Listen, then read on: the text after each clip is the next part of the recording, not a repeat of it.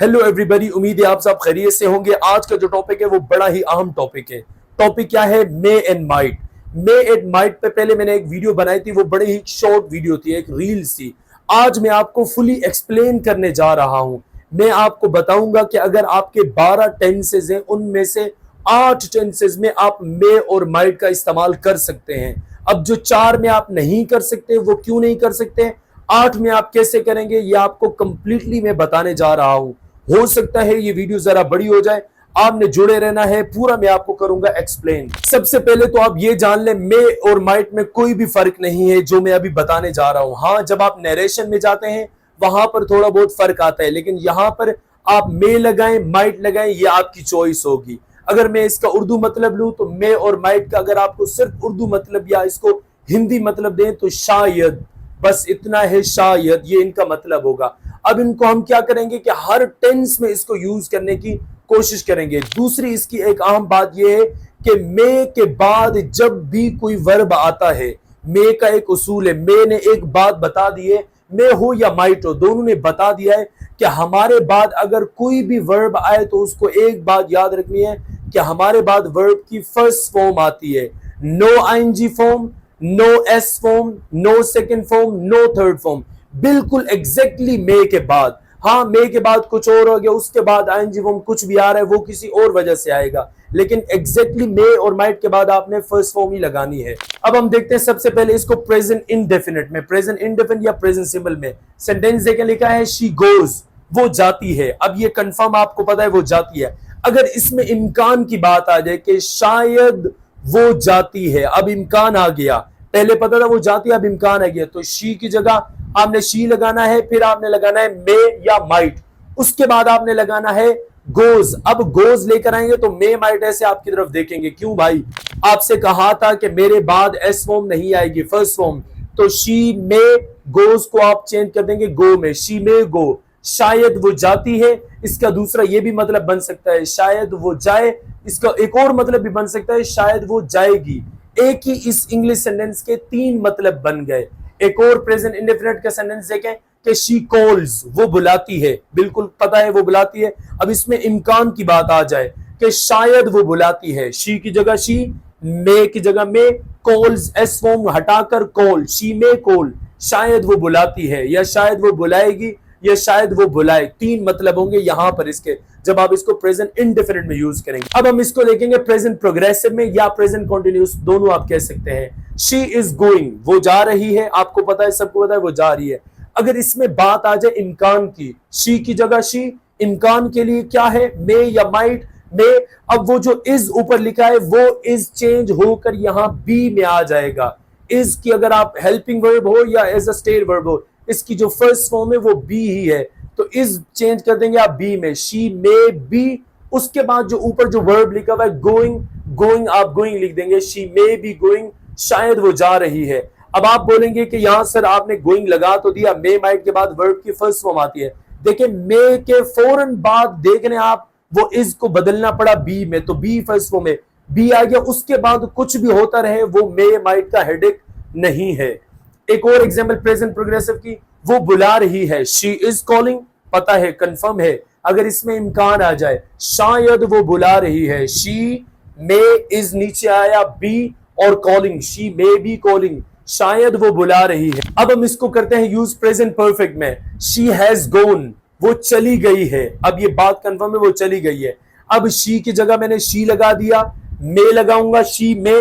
अब ऊपर जो हैव हेल्पिंग वर्ब है प्रेजेंट परफेक्ट का, उसको मैं नीचे उतार के आऊंगा, शी मे।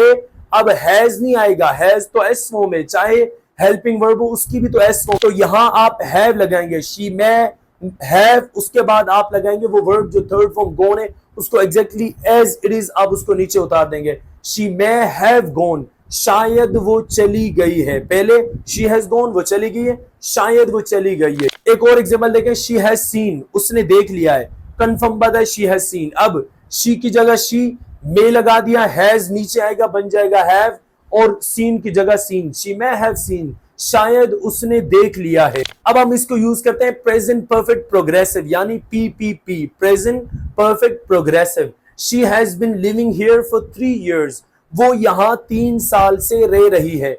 कंफर्म बात है, आपको पता है, हमें पता है। अगर इसमें इम्कान आ जाए तो आपने इम्कान के लिए डायरेक्टली या मे या माइट, तो शी की जगह आप शी लगा देंगे, मे माइट का इजाफा होगा, शी मे, उसके बाद वो हैज नीचे आएगा तो हैव बन जाएगा। हैज असल में क्या है कि ये जो हैज चाहे हेल्पिंग वर्ब हो चाहे स्टेट वर्ब हो, ये एस फॉर्म है, जो इसकी फर्स्ट फॉर्म है वो हैव होती है। तो अपना मे माइट जो है वो अपनी बात मनवा रहा है, वो कह रहा है कि चाहे कोई वर्ब हो, हेल्पिंग वर्ब हो, कोई भी हो, मेरे बाद आए तो उसको फर्स्ट फॉर्म में आना पड़ेगा।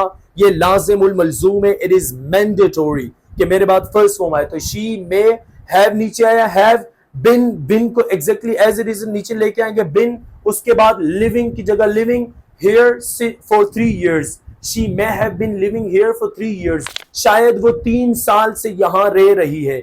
इम्कान की बात आ गई। एक और एग्जांपल देख, वो 2 घंटे से इंतजार कर रही है, she has been waiting for 2 hours, कोई इम्कान नहीं है।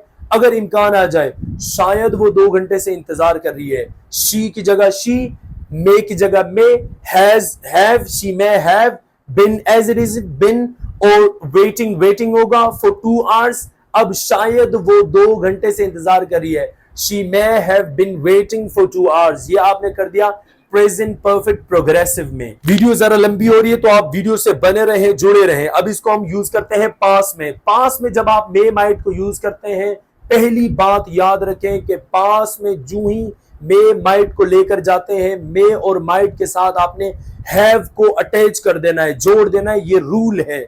मे और माइट के बाद आपने हैव लगाना है, और कोई वर्ब आए, हेल्पिंग वर्ब आए, उसकी आपने थर्ड फॉर्म लगानी है। आप सेंटेंस देखें, शी वेंट, वो गई थी, पता है कंफर्म है वो गई थी। इसमें अगर इम्कान आ जाए, शायद वो गई थी, अब इसकी इंग्लिश होगी शी की जगह शी, मे की जगह मे। जब मे पास में लेके जाओगे, इसके बाद मैंने आपसे कहा था हैव आपने जोड़ देना है, शी मे हैव। अब वो जो वेंट ऊपर लिखा हुआ है उसकी आपने लगानी है थर्ड फॉर्म, वो क्या होगा, गोन, शी मे हैव गोन, शायद वो गई थी। सवाल यहां यह पैदा होता है कि प्रेजेंट परफेक्ट में भी यही इंग्लिश बन रही है और पास में भी यही इंग्लिश बन रही है। अब इसी शी मे हैव गॉन के 2 उर्दू मतलब बनते हैं या हिंदी में, शायद वो गई थी या शायद वो गई है। प्रेजेंट परफेक्ट में भी सेम यही इंग्लिश होगी, पास में भी सेम यही इंग्लिश होगी। अब आप इनमें दोनों में फर्क किस तरह करेंगे, कॉन्टेक्स्ट के लिहाज से कि ये बात कब बोली जा रही है, कब बोली गई है, किस तरह से। पीछे और आगे सेंटेंस देखकर आप गेस करेंगे कि ये प्रेजेंट परफेक्ट है या ये पास, क्योंकि जब भी मॉडल वर्ब पास में जाते हैं उनके बाद आपने हैव लगाना होता है, और वर्ब हो या हेल्पिंग वर्ब हो आपने उसकी थर्ड फॉर्म लगानी होती है। एक और एग्जांपल पास की देख लें, उसने देखा था, शी सॉ, भाई कंफर्म है उसने देखा था। अगर इम्कान आ जाए, शायद उसने देखा था, शी की जगह शी, मे की जगह मे। अब हैव ये जब पास में जा रहा है मे माइट, तो इसलिए हैव वो पास में जाने के लिए आपने लगाना है, ये एक रूल है, शी मे हैव। अब वो जो सॉ है उसकी आपने थर्ड फॉर्म लगानी है, seen, she may have seen, शायद उसने देखा था। परफेक्ट प्रेजेंट परफेक्ट में भी यही मतलब बनेगी, शायद उसने देखा है। कॉन्टेक्स्ट के लिहाज से आप देखेंगे इसको। अब हम इसको यूज करते हैं पास्ट प्रोग्रेसिव में। Past progressive, she was waiting, वो इंतजार कर रही थी। अब शी की जगह शी, मे लगाएंगे, मे या माइट। बताया था जब मे माइट पास में जाएंगे तो मे माइट के बाद हैव आपने लाजमी जोड़ना है, शी मे हैव। उसके बाद ये जो ऊपर वाला वॉज है, इसको आपने इसकी थर्ड फॉर्म लगानी है, क्योंकि हैव और हैज के बाद वर्ब की थर्ड फॉर्म आती है। शी मे हैव बिन, उसके बाद waiting, she may have bin waiting, शायद वो इंतजार कर रही थी। ये है इतना बड़ा सेंटेंस, ये बड़ा मुश्किल है, हो सकता है आपकी समझ में भी ना आ रहा हो, इस पे हम प्रॉपर्ली एक सीरीज भी बनाएंगे। और सेंटेंस देखें, वो रो रही थी, शी वॉज वीपिंग। अब इसको लेके जाएंगे, शायद वो रो रही थी, शी की जगह शी, मे की जगह मे, हैव नीचे आएगा हैव, और वॉज की third form been, she may have been. उसके बाद weeping, she may have been weeping, शायद वो रो रही थी। इस तरह यूज कर सकते हैं। मैंने आपको बताया था कि ये कुछ टेंसेस में नहीं जाता, जैसे कि फ्यूचर के तमाम टेंसेस में नहीं जाता। क्यों नहीं जाता? क्योंकि फ्यूचर ऑलरेडी इम्कान की बात है, ये भी इम्कान वो भी इम्कान, दो एक साथ नहीं हो सकते। वहां भी पॉसिबिलिटी है कि इम्कान की बात होती है, तो इसीलिए मे माइट वहां नहीं जाते। मे माइट पास्ट और प्रेजेंट में आप इनको रख कर इस्तेमाल कर सकते हैं। इसके अलावा एक अनाउंसमेंट कर दूं, अगर आप हमारी ऑनलाइन क्लासेस का पार्ट बनना चाहते हैं, आप चाहते हैं यार ये जो तमाम चीजें जो आप हमें पढ़ा रहे हैं ये प्रैक्टिकली हम स्पीकिंग में लाना चाहते हैं और इन तमाम चीज़ों को डिटेल के साथ पढ़ना चाहते हैं, उसके लिए आप हमारी ऑनलाइन क्लासेस का पार्ट बन सकते हैं।